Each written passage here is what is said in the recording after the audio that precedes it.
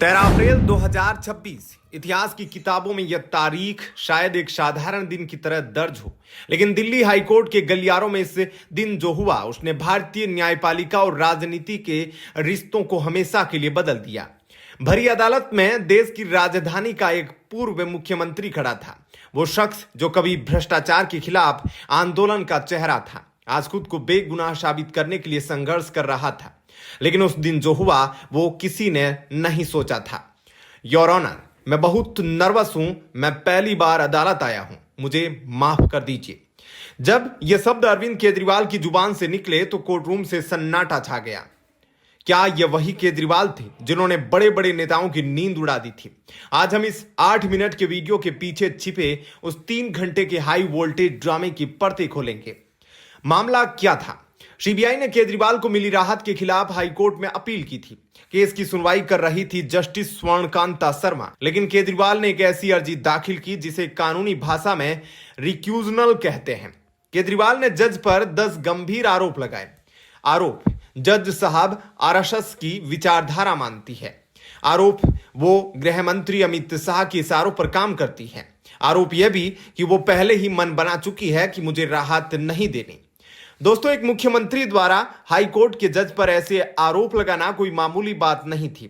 यह सीधे तौर पर न्यायपालिका की निष्पक्षता को चुनौती थी।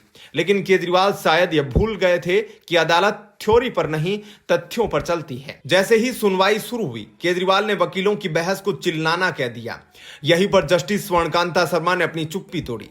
उन्होंने बहुत शांत लेकिन कड़क आवाज में कहा, मिस्टर केजरीवाल, आप शायद भ्रम में हैं। यह दिल्ली का रामलीला मैदान नहीं जहां आप शोर मचाकर भीड़ को प्रभावित कर सके। यहां कानून की भाषा चलती है, चिल्लाना नहीं। इसे दलील कहते हैं। जज की इस एक टिप्पणी ने केजरीवाल के आत्मविश्वास की नींव को हिला दिया। वो शख्स जो आईआरएस अधिकारी रह चुका था, जो वकीलों की फौज साथ लेकर चलता था, वो अचानक एक नर्वस आम आदमी की तरह पेश आने लगा। उनके हाथ कांप रहे थे और आवाज लड़खड़ा रही थी। केजरीवाल ने जज को हटाने का सबसे बड़ा कारण दिया, उनका आरएसएस के एक सेमिनार में जाना।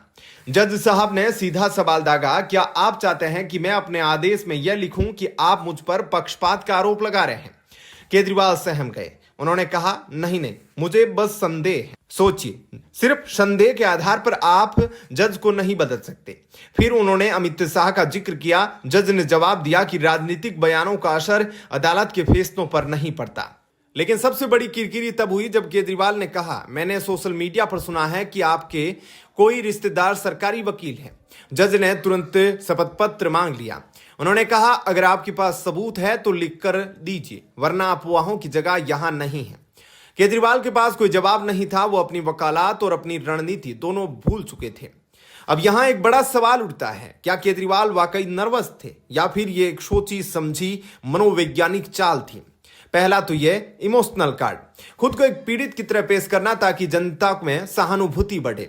दूसरा, डीली टैक्सिस, जज को विवादों में डालकर सुनवाई को आगे बढ़ाना। लेकिन जस्टिस शर्मा के सामने ये दोनों पैंतरे फेल हो गए। उन्होंने स्पष्ट कर दिया कि कानून सबके लिए बराबर है, चाहे वो आम आदमी हो या मुख्यमंत्री। 13 अप्रैल की उस सुनवाई ने यह साबित कर दिया कि भारत का संविधान कितना मजबूत है। केजरीवाल का कोर्ट में गिड़गिड़ाना और माफी मांगना यह दिखाता है कि जब आप बिना सबूतों के न्यायपालिका पर हमला करते हैं तो अंत में आपको ही झुकना पड़ता है। केजरीवाल अब दूसरी बेंच के फैसले का इंतजार कर रहे हैं, लेकिन नैतिकता की लड़ाई में उस दिन उनकी बड़ी हार हुई।